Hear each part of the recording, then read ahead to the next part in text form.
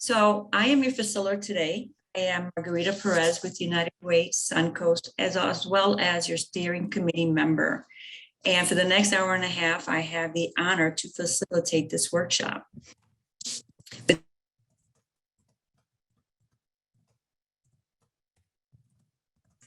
Sorry about that. Without further ado, I would like to introduce our two amazing speakers today.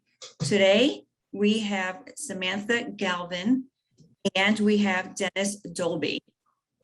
Samantha Galvin is Associate Professor of the Practice of Taxation and the Director of Low Income Taxpayer Clinic at the University of Denver. She has been supervising students with the LITC, with the representation and community outreach efforts since 2013. Additionally, she advocates for low income and ESL taxpayers by mentoring other practitioners, hosting a monthly networking call, blogging for Predatory Taxing, which is a blog for tax practitioners and academics for focuses on development in tax procedure and administration, as well as participating in professional organizations and taxpayers' rights group.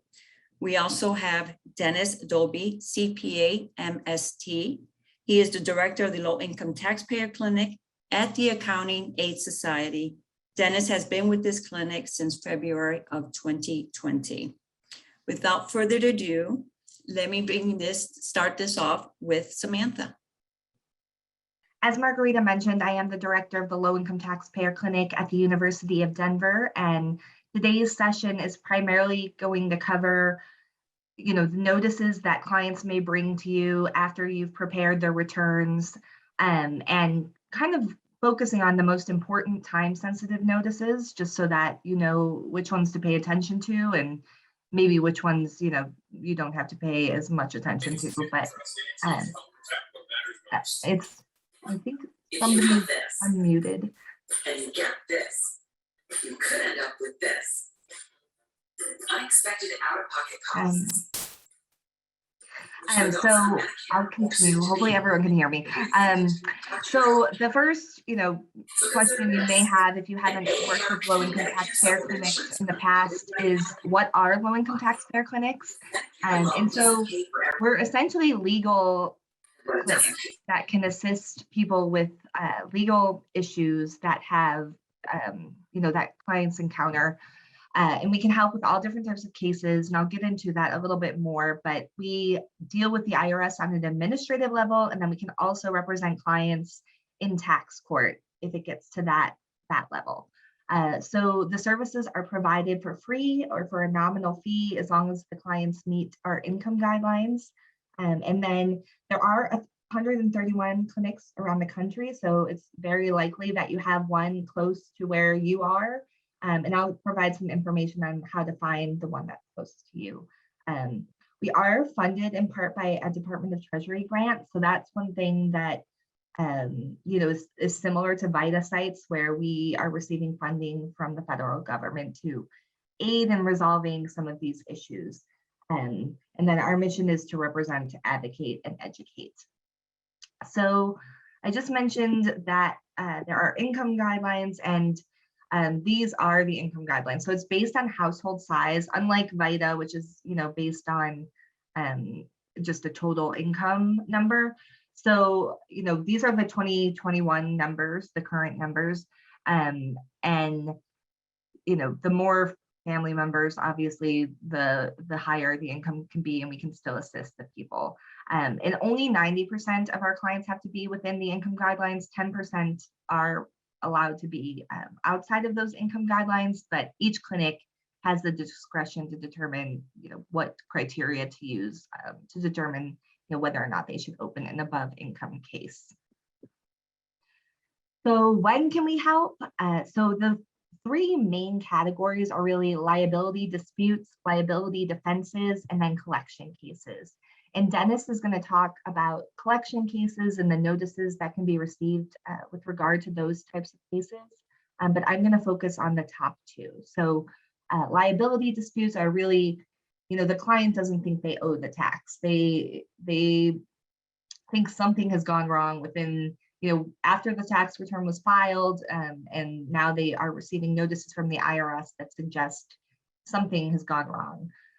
Liability defenses are, the clients don't even think they, should be liable for the amount. It's similar to a dispute, but it's a defense. You're saying, this wasn't even my income.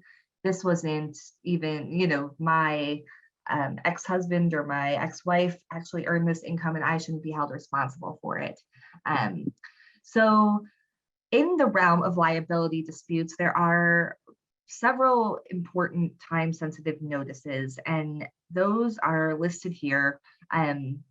The most important is probably the notice of deficiency, because that's the client's last opportunity to dispute their liability without without having to pay anything, and before it actually goes into IRS collections. So that's the one that's probably the most important. But all of these, the first two kind of lead up to that notice, and then math error notices also kind of lead up to that notice. And that's kind of a new thing that's becoming more and more of a prevalent issue. And it's definitely something that VITA practitioners should pay attention to, because the IRS is sending out these notices and they're not always correct. So all of these notices are time sensitive. Depending on the notice, it, changes the amount of days that you have to contact the IRS. But I would say if you get any of these notices from a VITA client, the first thing you should do is refer them to an LITC. So I have some examples, some redacted examples of the notices that I just listed. And this is really kind of the audit series of notices. So these can impact any area of credits, deductions. We're seeing things related to the recovery rebate credit. And I'm anticipating that we'll be seeing notices related to the child tax credit 2022. But the first notice in the audit series, or one of the first notices, is this CP05A. And this really tells the taxpayer that the IRS is not going to give them their refund yet because they're reviewing the return. And whether there's actually a basis to review the return or not, I think IRS's position is that they have a basis to review the return, and that's why they send these notices. But the client could have done everything correctly and still receive one of these notices. So, this particular client potentially had some discrepancies in the income that was reported to the IRS by third parties, and then what was reported on his tax return. So they're requesting that he send documentation about his income, and they give some examples of the things that he could send: pay statements, check stubs, a letter from his employer. So potentially there's some identity theft that could have happened if somebody used his social security number to work and earned income under his social security number. But at this point, he doesn't really know. The best thing to do is just to respond. And this notice actually gives 45 days. So this is kind of the beginning of the audit series. So if he didn't do anything and didn't respond to this notice, it's possible, the IRS would just release the refund, but it's more likely that then they would send a CP2000. And this is the notice that really tells the client that the IRS has begun an audit of their tax return. So this is the notice that starts a correspondence audit. So, just an audit that will occur by mail.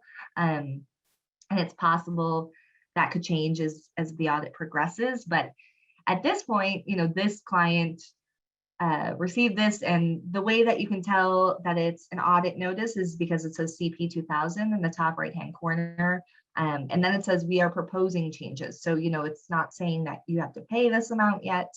It's really saying that we're reviewing your return and we are proposing to potentially make some changes. So you do have an opportunity clients have an opportunity to respond to this notice. They have 30 days, and they can also request additional time if they need it.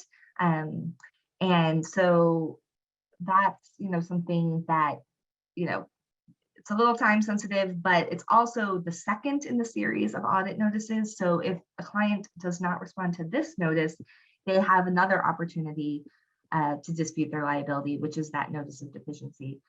One thing that is important with regard to this notice is that in order to petition the tax court, you have to be an attorney or licensed to practice in the tax court. And there is a test that non-attorneys can take to become licensed to practice in the tax court. But until they have that credential, only attorneys can petition the tax court. So this is kind of the last opportunity for a non-attorney to help a client resolve an issue. So if you are, attempting to help a client yourself, or anything like that, or sending them to somebody who is not an attorney, which not all LITCs have attorneys, that would be something you want to keep in mind, is that it might be more important to respond to this notice, since it's something that a non-attorney can do at this stage in the process. And I see we have a couple questions. I think we are holding the questions for the end of the session, but we will definitely address those.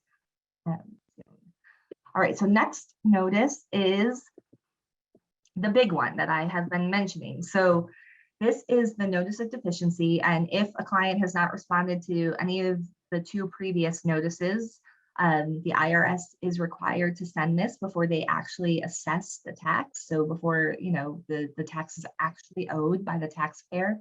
And this is what gives the taxpayer the right to petition the tax court. And this is a 90-day notice. So there's more time here, but that 90-day deadline is there's no negotiating around it. You have to meet that 90-day deadline or the client loses their right to dispute the liability in tax court. So, pretty critical that this deadline is met. Of course, there are still options available if this deadline is met, but it's much more challenging to get a liability dispute resolved after the tax has been assessed than it is to get it resolved before the tax has been assessed. And in my experience, and I know not all Office of Chief Counsels are the same as Denver's, but in my experience, if there is a legitimate dispute and, the client is correct that they shouldn't owe the tax, the counsel's office isn't going to give us a hard time about it. They're going to settle the case. They want to, apply the law correctly as well. So, but anyway, if the client brings you this notice, this is something you should definitely bring to an LITC. This is something that shouldn't be ignored.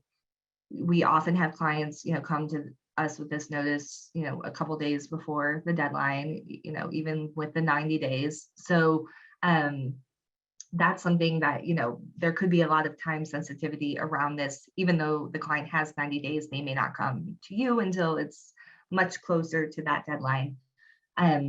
One thing that's helpful with this notice is that they clearly specify when the last date to petition the tax court is. And I don't know if it's easy for you all to see, but, it has a specific date of January 25th, 2021.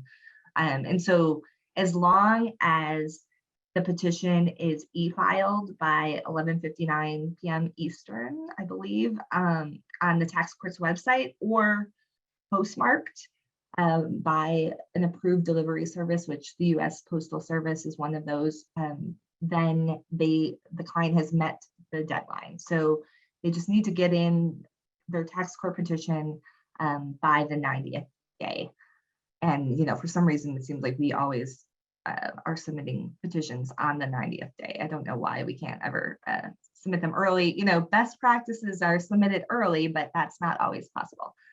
So this is one you want to pay attention to.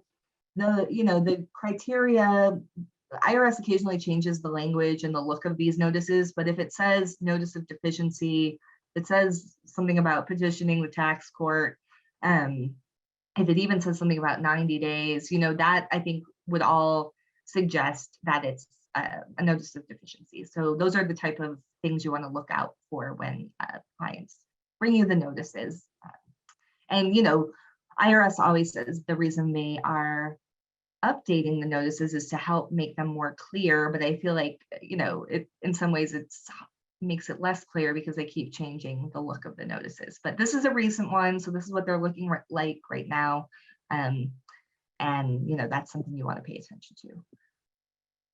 So this is a new kind of issue that's been emerging in large part due to the economic impact payments and the recovery rebate credit that was claimed on 2020 tax returns for those who did not receive the full amount of economic impact payments. And so this is something that, the IRS created these math error notices with the purpose of, quickly fixing like clerical errors that taxpayers made on their tax returns. And since they initially developed these notices, they have expanded them to include more changes, I guess. And they have done it under the guise of like, oh, these are just clerical changes, transverse numbers or transpose numbers, nothing really major. We're just, taking away your recovery rebate credit. But we have found, and I'm in several groups with other low-income taxpayer clinics, that the IRS has made a lot of mistakes with these notices, and they've denied credits when they really shouldn't have been denied, or any other number of issues have arisen from these notices. So the notice makes it seem like, oh, no big deal. We're just fixing a mistake on your return. Here's the result, but it could be more complicated than that. So even though the way this notice, and I have some examples, is written, makes it seem like this is a notice that can be disregarded, it is something that you should pay attention to.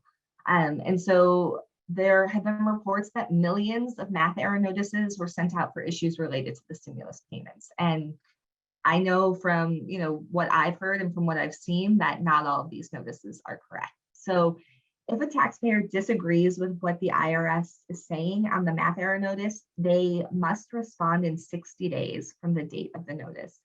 And the IRS does not have to inform the taxpayer of the right to respond or to request an abatement of the change that they've made. So that's something that's, a little bit misleading on the IRS's end. But if a taxpayer does respond, they can request abatement, and then the change that IRS made will go through those normal audit procedures that I just covered. So they'll receive the CP 2000, they'll receive the right to go to tax court, if a resolution isn't reached. So it really preserves a taxpayer's right to challenge the change that the IRS made. And especially if you have clients who are low income, that's something that, could really be necessary for them. So I know I'm running out of time. Here are two examples of these math error notices, and it just says changes to your 2020 return. And then it kind of gives a little bit of explanation of why the change was made. And then, some upcoming issues are the advanced child tax credit. People have been receiving payments that began in July. They will need to reconcile those payments on their 2021 tax returns. And if they've received too much because their income changed or because their housing situation changed where their dependent no longer live with them, there are caps on repayments. So these are kind of the caps for when somebody would not be required to repay an excess amount of advanced child tax credit. But I'm sure you can imagine that there's going to be issues that arise from these credits and these payments that were made in advance. Another issue that's happening right now is the IRS is requesting identity verification from a lot of taxpayers, and there are several letters that they're using to do this. The options to verify identity are to go online, to call a number, and or to schedule an appointment. Part of the issue with low-income taxpayers, especially those who would qualify for VITA services, is that they don't have the information needed to verify their identity online. So if they call the number, and I tried calling the number yesterday just to make sure this was still the case, the message always says, "We are too busy to answer your call back later." And so the really only option they have is to schedule an appointment at a taxpayer assistance center. If they, options 1 and 2 don't work. And with COVID and with, IRS closures, that's not always possible either. So this is a real problem. And it may be a source of frustration for clients because they can't get their refunds until they verify their identity.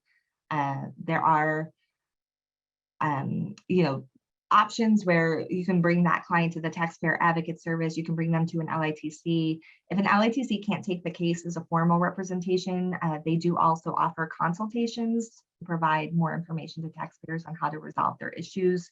So here's some other, you know, resources that can be used to help clients who receive notices. But now I will hand it back to Margarita, and then I think Dennis will be talking as well. Thank you. Thank you, Samantha. That was very informative. It's great to know we have partners with like the LITC with the VITA sites because they are very useful. Now we have Darren. We have Dennis now, who will also be talking a little bit about information that we could also be very useful for us. Okay.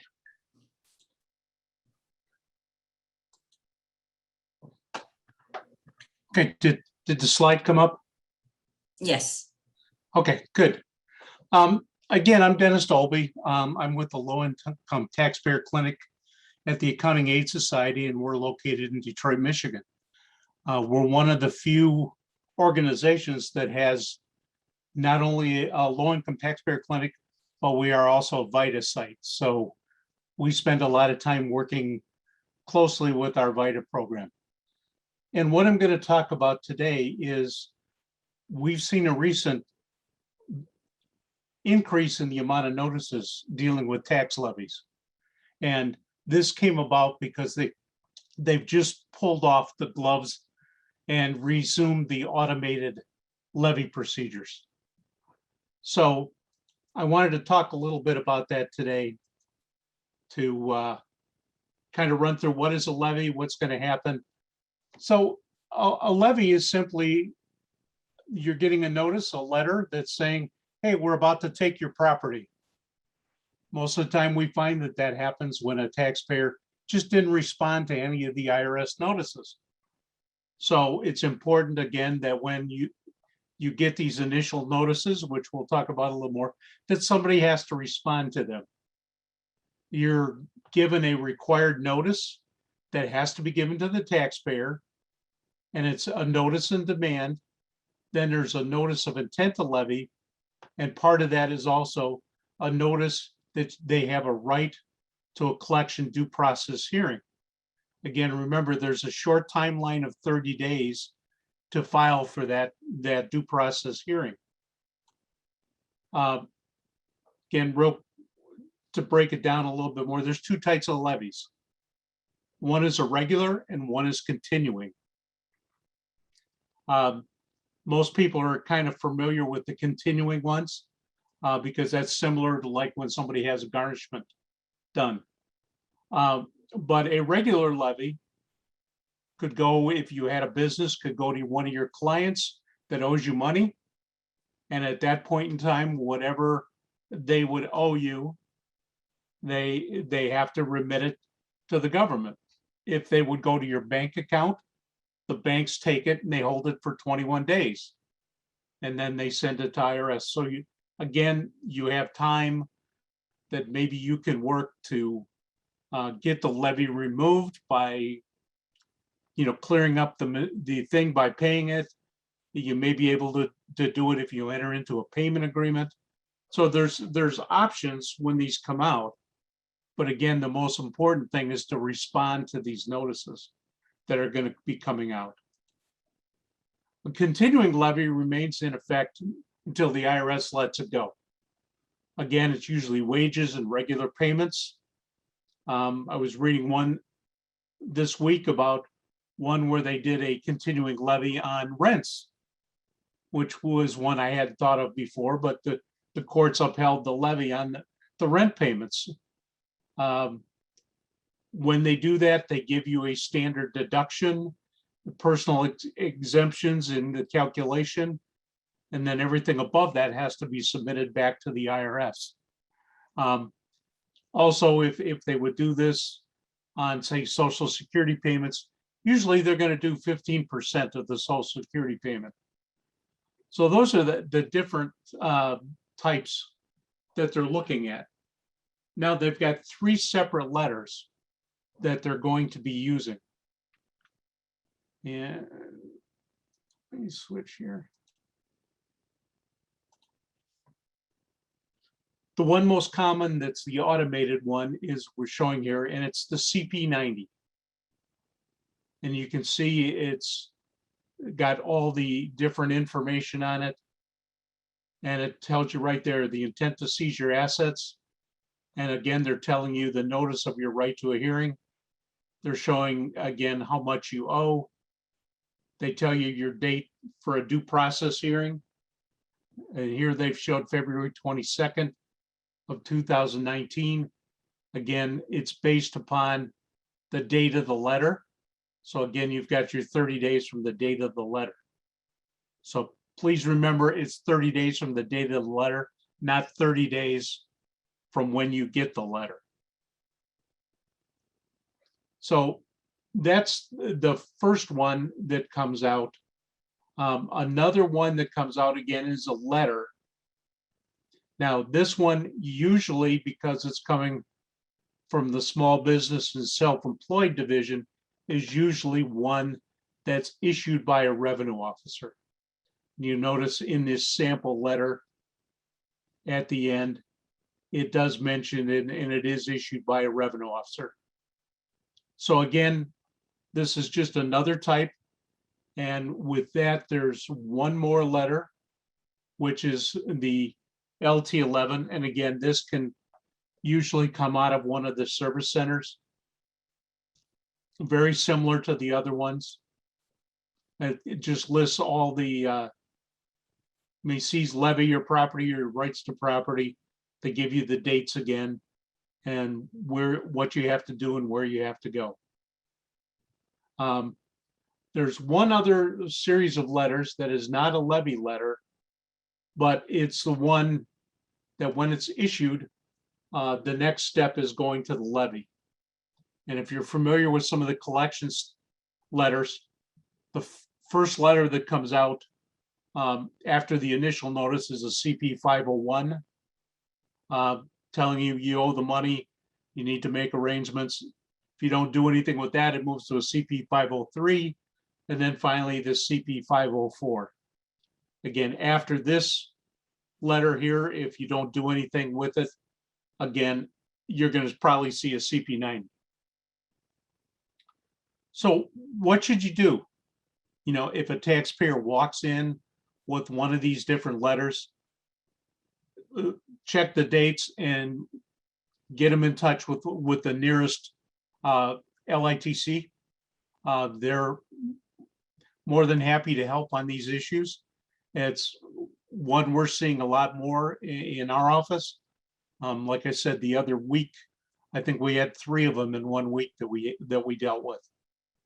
So those are the different types. Again, moved along pretty quickly because I kept a narrow thing, and so I know I saw earlier a bunch of questions. So why don't we go to the questions?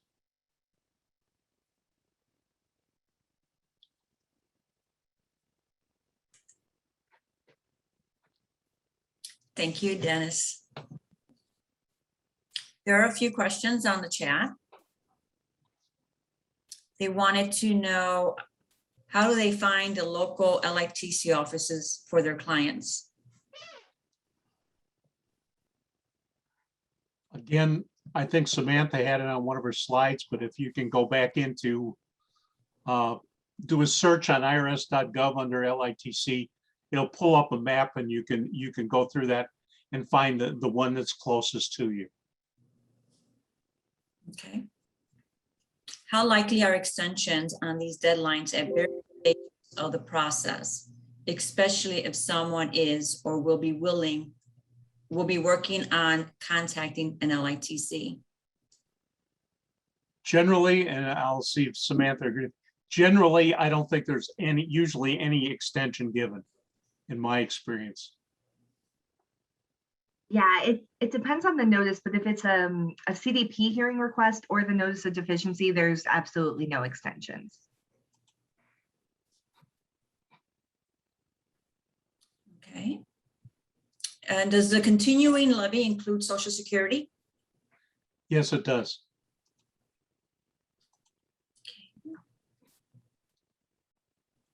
Again, remember, even when the levy's on here, you can certainly then look at that and certainly contact the IRS and enter into a payment agreement. Mhm. And once you do that, they will remove the levy. Right. Do the LITCs have a backlog, and can they help clients right away, or will they be in a waiting list? We pretty much, with cases like this, move them to the, for lack of a better term, we move them to the top of the pile because of the Mhm. dates. Yeah, I agree. And right now we don't have a backlog, so we're able to accept, any case that meets our income guidelines right away. Wonderful. Well, I was asked to talk about my experience with LITCs. I love LITCs. I partner with them. You guys really mean a little more to me than meets the eye, because I also was working at a LITC before I went into United Way. So one of my first priorities was making sure that the VITA program had a great collaboration partnership with the LITCs. I'm one of the lucky ones. I actually have 2 LITCs. So I do have an LITC in all 5 of our counties, which is fantastic. I make sure that during my trainings, I mention the LITCs. I talk about you guys all the time, and to make sure that my volunteers do not step out of the boundaries of what they're there for. We work with a lot of individuals that owe money and cannot pay back the debt because their job situation might have changed where it declined. I tell my volunteers that under no circumstances do they decide what type of plan to put our clientele in. There's different options out there where they're not experienced to determine what is going to be best for our clients. So any situation like that, we always refer to our LITCs, because that is what you're there for. You help with our clientele establish payment plans if that's the right choice. You also help with the offers and compromises when there's other options to choose from. So we work with you constantly with the ones in our community and in our counties.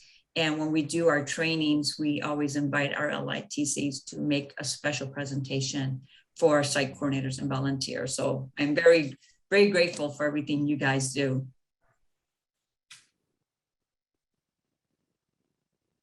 Does anyone else have any other questions that they'll like to share?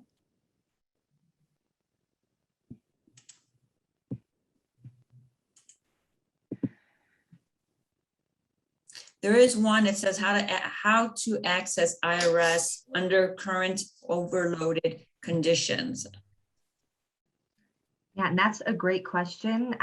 It's definitely challenging, and our approach hasn't really changed, even though it's much harder to get in touch with the IRS.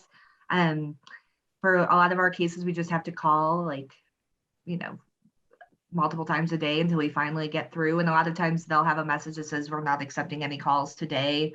But then if you call back, 2 minutes later, they'll actually put you through. So that's something that, is definitely challenging. And I think when LITCs run into a lot of roadblocks, we get the Taxpayer Advocate Service involved. And I know they're also overwhelmed right now. So everything is just taking a lot of time.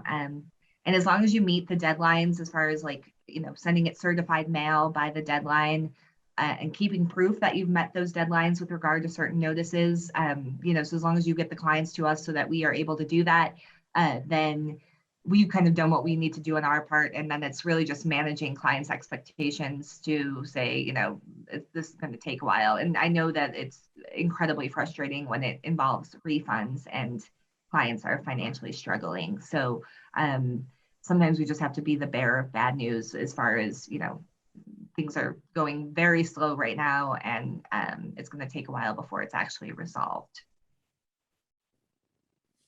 A couple more questions here. Do LITCs do virtual calls when they are 4 hours away? I know we do it on an ongoing basis with virtual calls. And we're doing entirely virtual calls right now, so we're not meeting with people in person right now. So so yeah, I think a lot of them are, and I think that, you know, different LITCs are doing different things, but you should definitely check with them and see what their procedures are. Here's a good question. What is the difference between a tax advocate center and the LITC? Who is it? Is it the income requirements? Well, the Taxpayer Advocate Service is part of the Internal Revenue Service, but they consider them the problem solvers. When you have issues, they are able to go into various different departments in the IRS and get things done that we normally can't get done. And most LITCs usually have, and I know I do have a couple of people at our local office on speed dial. We frequently will talk to them, and many times they'll ask us to prepare the form 911 that we send to them to have them work on a case. But I will tell you, even they are backed up so long. Stuff that we used to see settled in a few weeks are taking months. So that's just the nature of the IRS at the moment, but they're very, very helpful, and they are taxpayer oriented. Yeah, and the one thing Taxpayer Advocate Service can't do is litigate against the IRS, because they are part of the IRS. So that's, you know, if you get that notice of deficiency, you want to go to the tax court, you need an LITC. How do you help clients verify ID after they receive the letter?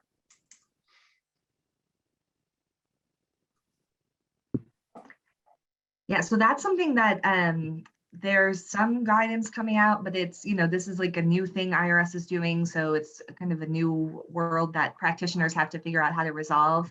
The best kind of, but maybe frustrating advice that I've heard is to have them schedule an appointment with their tax assistance center. I have called the number multiple times on behalf of clients, and every time I call, I get the message that says they're not, you know, due to high call volume, they cannot accept my call. So it's something I submitted like a systemic advocacy message about, and told the IRS that this is a real problem, especially when they can't verify it online. I think there's some, you know, some people have found like a secret fax number and things like that. So there are ways to get it resolved, but that's something that, you know, it's a real problem right now. And it may also be something that the Taxpayer Advocate Service can provide more guidance on. But I think hopefully as time goes on, IRS will just get better about answering the phone and providing other avenues to resolve those issues. And I think the one thing they're doing right now is they're testing it with a service called ID Me, and they're using that for the child tax credit. And I have seen some discussion with the IRS that they're testing that with this, and they may be rolling that out on a greater basis after they see how well it works. So you may have that available to you later. You might want to take a look at how you do it, because you basically are going to have to set up to be able to take a picture of the client that has to go in.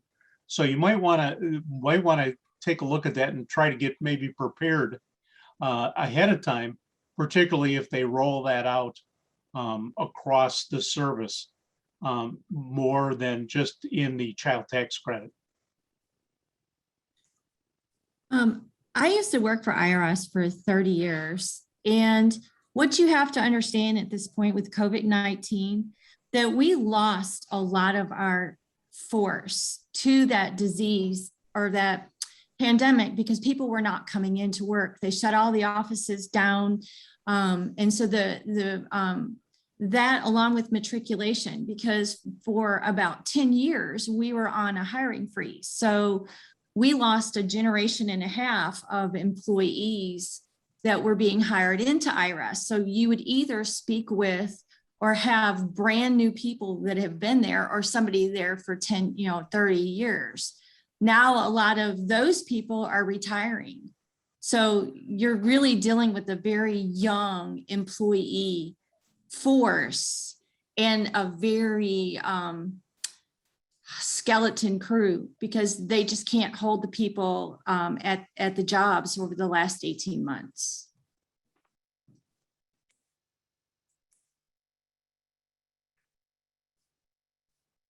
That's a great point. And I think, there are broader issues, Congress giving funding and all of those things are all play into it. So it's not great for anybody, really. I will say one other thing is that I was in customer service, and I know those deadlines are there on the letters, but you can always get help. And it's never a done deal if it's really wrong. So there are ways of resolving it. It just may take extra time.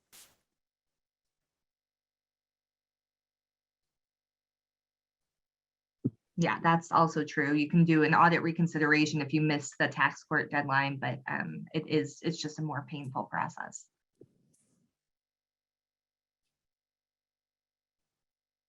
I have a couple more questions on the chat.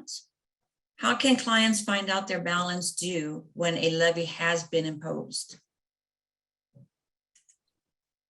Well, again, when you got the letter, it had the balance due on it. They can also go in and create an account on the IRS website so that they can log in, and that will usually provide them with that same information.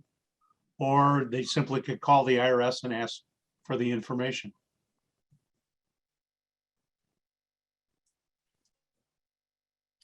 So many clients have IPINs. How can they get one? If they have an IPIN assigned, but don't know the PIN or did not receive it?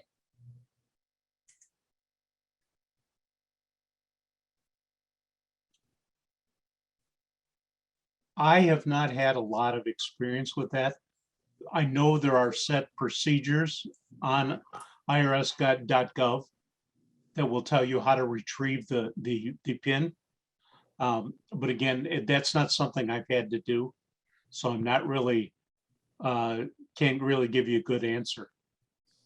Yeah, I think you can get it online, or you can call the IRS. I've called the IRS on behalf of clients to get an IP PIN issued, or they usually issue a new one if you call, but that's an option. And hard to get through on the phone, but that's the option. One other question in regards to IPINs: if the tax return was rejected due to an IPIN, how can they advise the clients?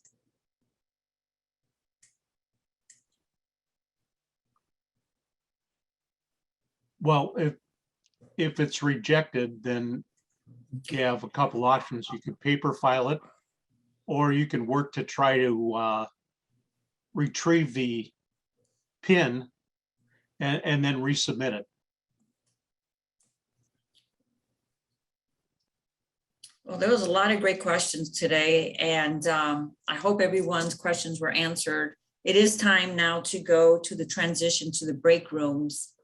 So I am going to direct this to Justin.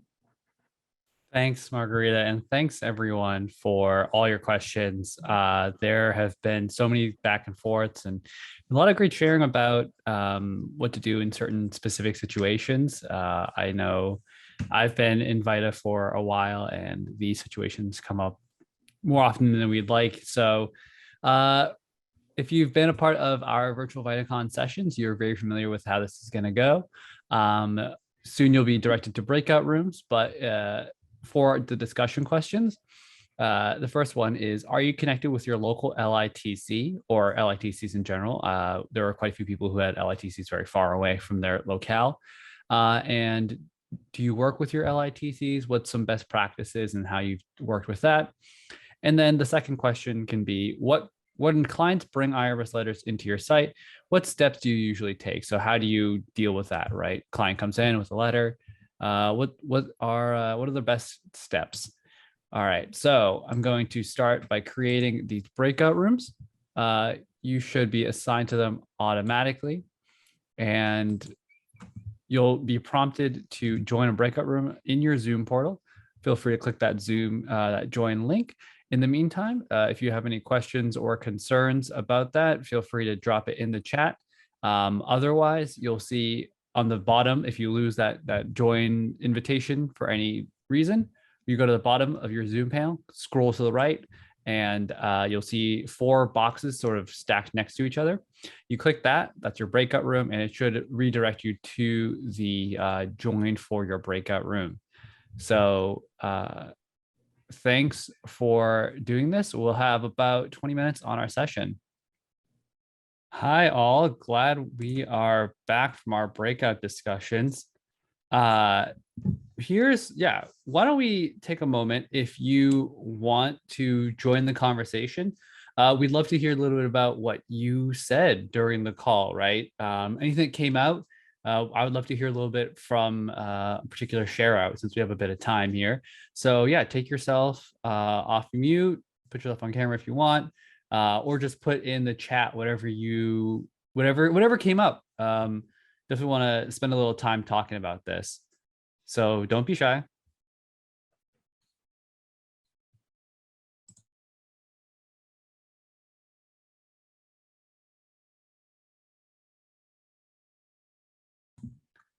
Seeing here a lot of love for LITCs.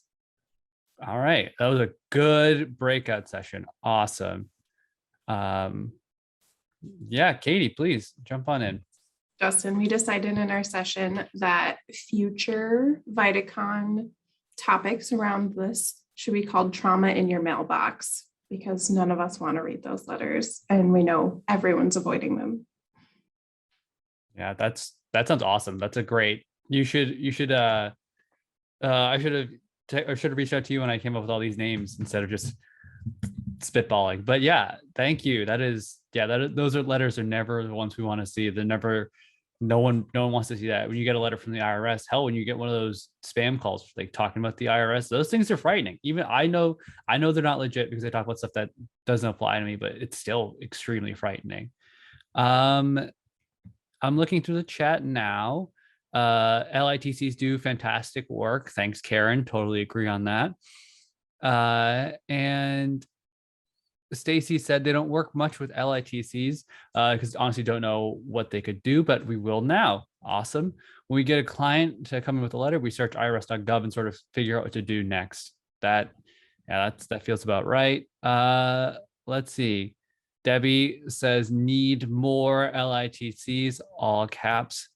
Yeah, the LITCs do a lot of work, and I think just more capacity is always better.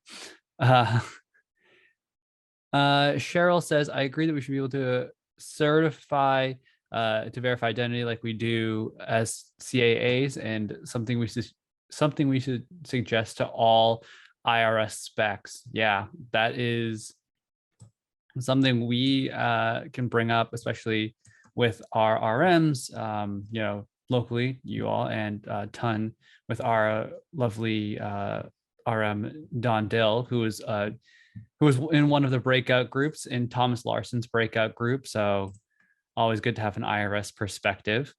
Let's see. Jeff, yeah, your hand's raised, please.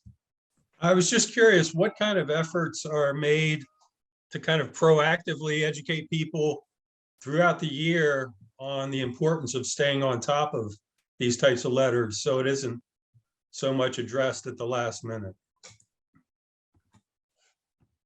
Yeah, if anyone wants to answer Jeff's question, feel free to raise your hand, either our panelists or any of the attendees on the line, or even in the chat. Thanks for your question, Jeff. Yeah, thank you. I know for low-income taxpayer clinics, our mission is to represent, educate, and advocate. So many of us have, essentially it's like tied to our grant funding that we have to do a certain number of outreach and educational events each year. We do 6 a year, and we cover, that exact situation, what to do when you receive a notice, how quickly you should act, and all of those things. I think one of the issues is that, the people who ignore the notices are not the people who want to attend educational events. So, I think that greater education, maybe by the IRS, I don't know, maybe even just when they're filing their returns, just to have like a pamphlet that says, if you get any of these notices associated with your return, and it could be next year, it could be in 2 years, these are the ones you should pay attention to. It's definitely something I think that's worth exploring and developing and maybe making available at VITA sites. But I think, that is an issue.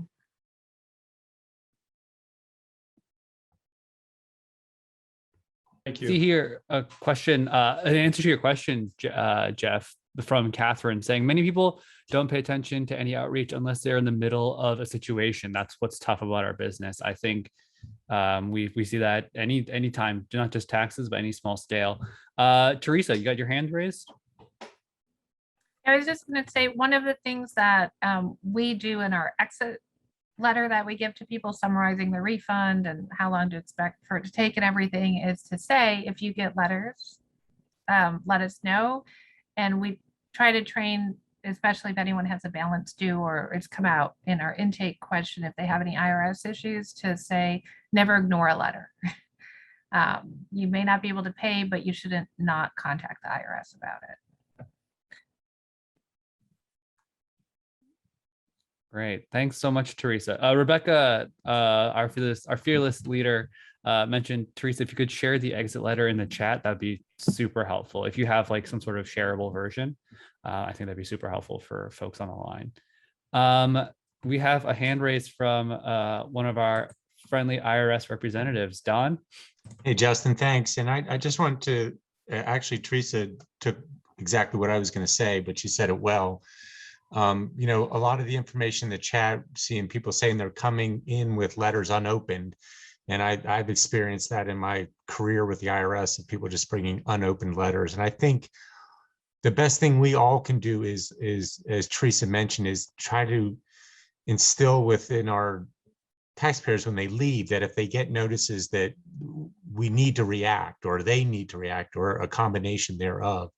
And whether that's, try to get a hold of the IRS through a phone call, which we all know is difficult, or at a minimum, just respond in writing back to the letter. So I'm like Teresa, I think that's critical if we can, quote, quote, train people before they leave, but at least inform them to be proactive, because sitting on letters just does no good. But I think we all have to realize, and I know we do, the tremendous fear that's instilled when you get an IRS letter. I know you mentioned it, Justin. It's still, I get them just for like my pay stub, and it scares me. So I can imagine what it does to taxpayers. So, but again, I think everything we can do as, as service providers is to teach them to not ignore, to try to respond.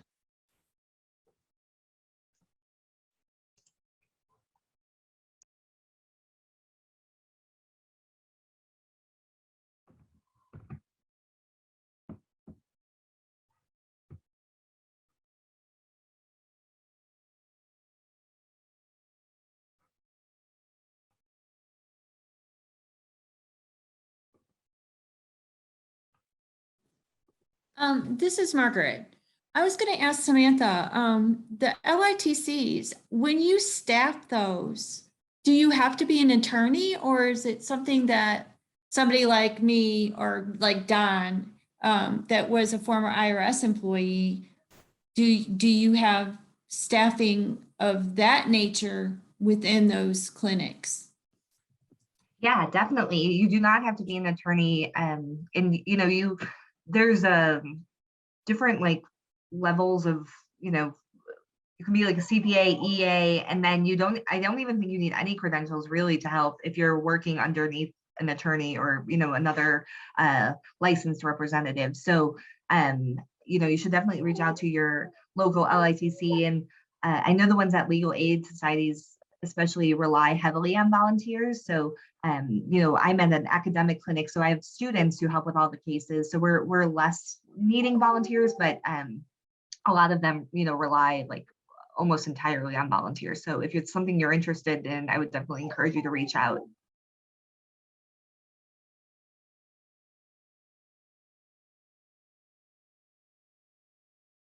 I Thank was, you. Thomas, sorry about that earlier. If you want to come on, I see your hand is raised. If you want to come on, that would be great as well. Yeah, I just wanted to say, with regarding the fear of receiving that letter, I get a lot of clients, well, not a lot, but over the years, it's been a good number of people coming in and they're just beyond fearful. They view this as a criminal activity. Oh, I don't want to go to jail. I've heard that before. The IRS is going to throw me in jail. And we have to sit down to and explain that, this is a civil matter of dealing with money. You're not going to end up in jail because you owe $3,000-4,000. I'm excluding from all this any sort of fraudulent thing, but again, it's almost like we're counselors when our clients come in. We'll help you with this. We've got resources. Yeah.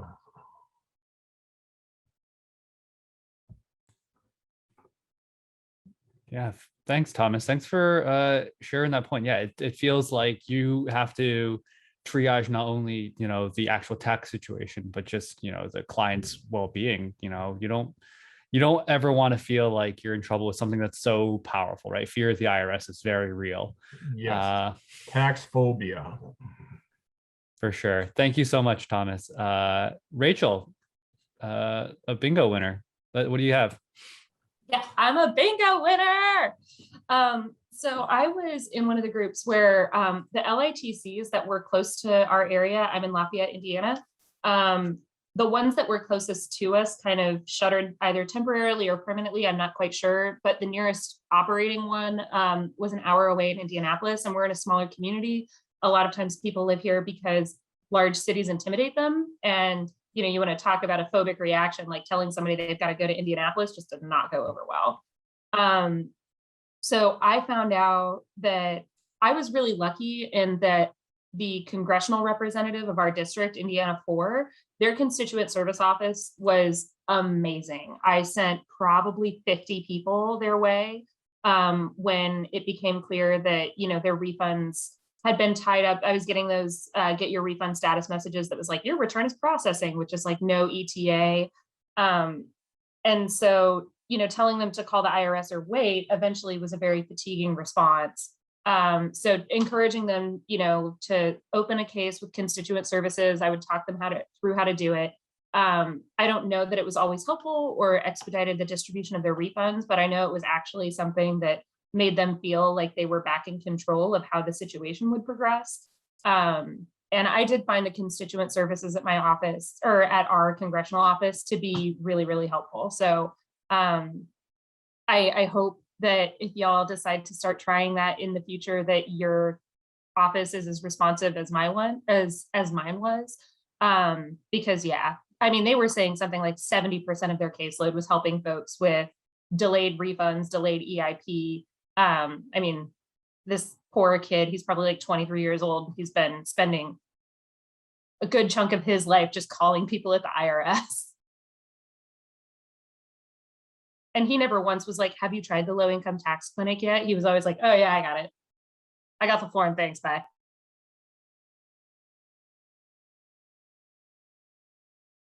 Yeah, congressional offices are great for return processing and refund issues, and really, yeah, anything like that. I think they are maybe the first place to go.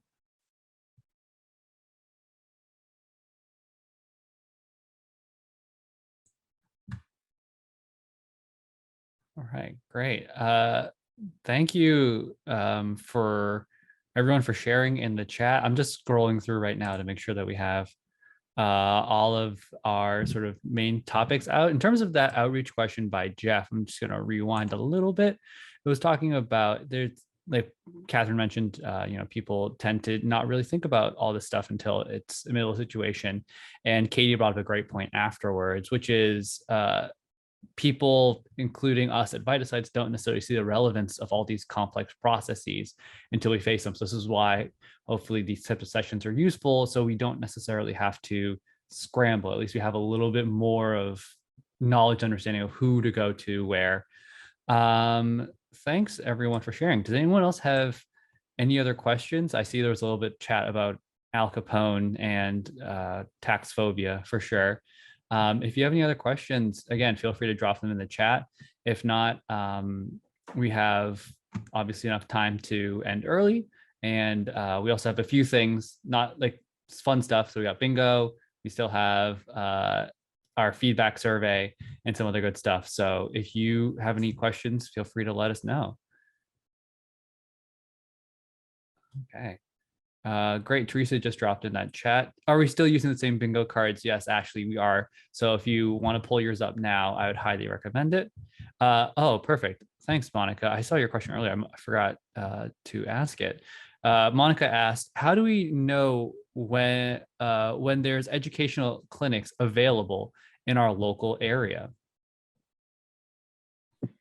That is a good question. I think a lot of them just do, outreach on their, some have Facebook pages and things like that. So there's not really like a centralized place to find that information. But I would say like establishing a relationship with your, local low-income taxpayer clinic. And I find that a lot of like low-income taxpayer clinics post about events that they're hosting on LinkedIn. So establishing that relationship and just asking them to let you know whenever they're about to have an educational event, I think would be a great idea. But there's no like website that has all the upcoming events or anything.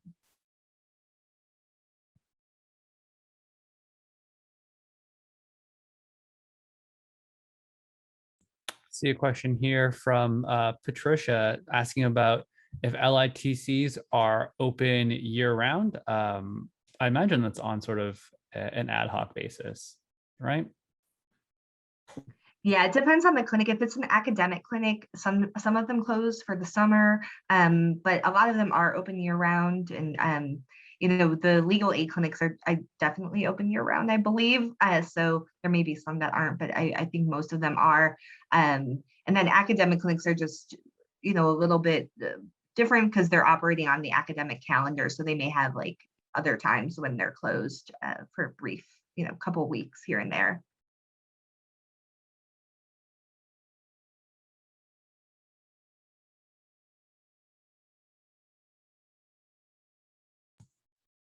All right. And here's a question from Judy. This is a bit of a pivot from the conversation, but for people here in the chat, any tips for using the IRS tool to check status for the third stimulus? Tried to help a customer, got a mismatch error, but used the info from the return that we had e-filed. So if anyone has any info for Judy, feel free to drop that in the chat. In the meantime, I'm scanning now. I don't see other questions. Yes, here's one actually from Rebecca asking if there is a training that exists, a VITA training that exists, or that needs to exist to help volunteers navigate the type of sort of difficult conversations that you'll have with folks coming in with like letters. Has anyone had a training about that before, or do you think that would be useful? Love to hear a little bit more about that also in the chat, or if you want to come on live on the air.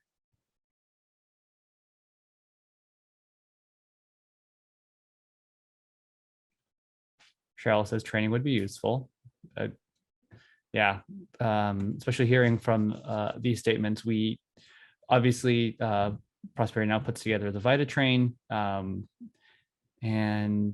yeah, it'd be nice to maybe have something that's a revitalization of our analysis of soft skills and how to make sure that clients and volunteers feel equipped to deal with things like getting a letter and maybe conquering some of that tax phobia. Thanks also, Stacy, for your feedback.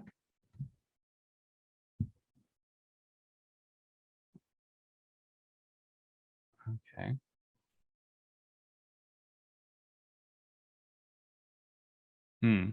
Okay. Catherine saying some of these letters are best left to seasoned volunteers or site staff, as well as customer service training in general would be also beneficial. Okay. Great. Thanks everyone for leaving your comments in the chat. Yes, Rachel. I was just wondering if you do have relationships with staff at the IRS, is there a way that we could get sort of like e-alerts about new rounds of letters that are going out. Because there are sort of like, it was funny how there were like certain letters that came in waves about as different parts of the sort of recovery rebate reconciliation process took place. And to have like a summary or a primer before I started getting calls from clients would make it easier for me to do consultations with them over the phone rather than asking them to come into the office. So I can relay that to my spec territory manager, but if you have additional contacts, sending that feedback their way would also be cool, I imagine. Thank you. Yeah, thank you, Rachel, for asking your question. Sorry, I'm just flipping through about it other sounds stuff like about my training. question was kind of a summary of, I don't know who UWGN is, and I don't want to mispronounce their name, but it's basically the same thing as their message.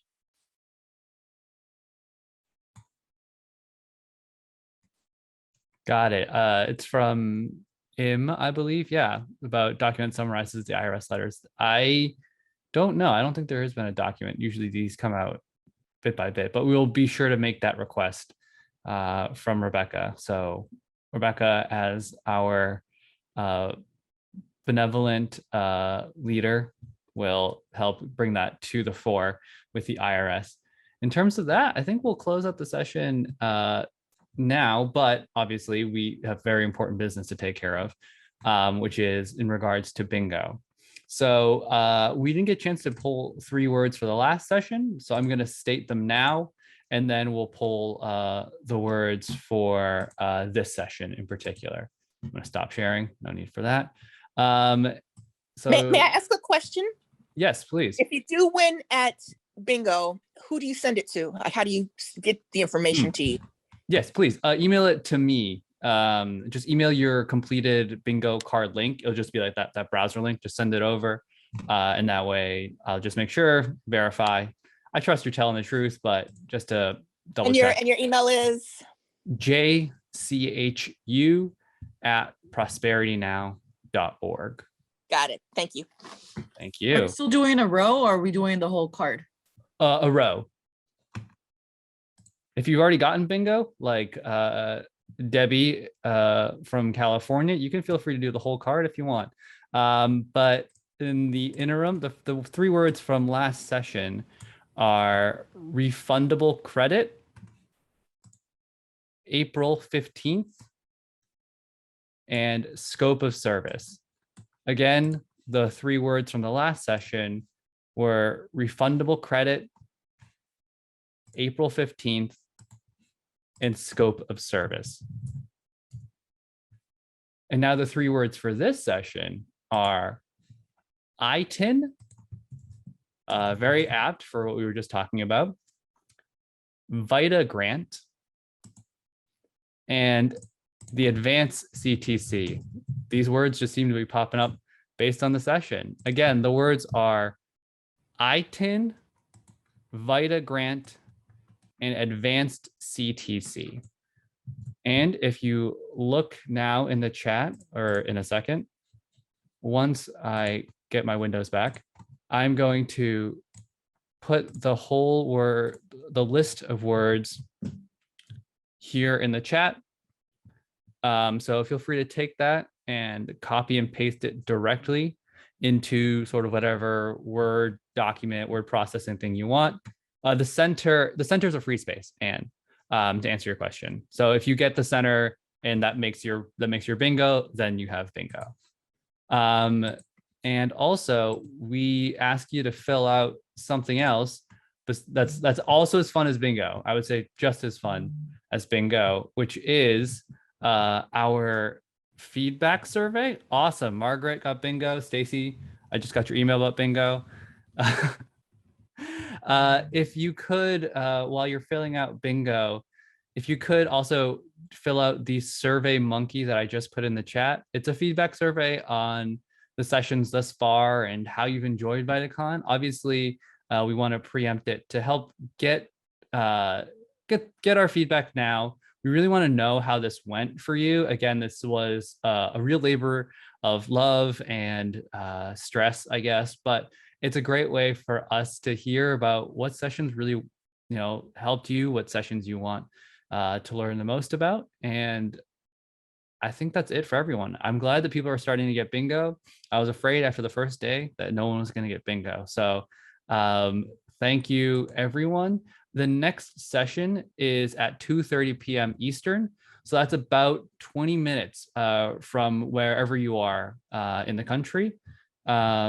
So thank you again, everyone. And we will end the session early. I appreciate all of you for joining. Thank you, Margarita, Dennis, and Samantha for all being part of this conversation.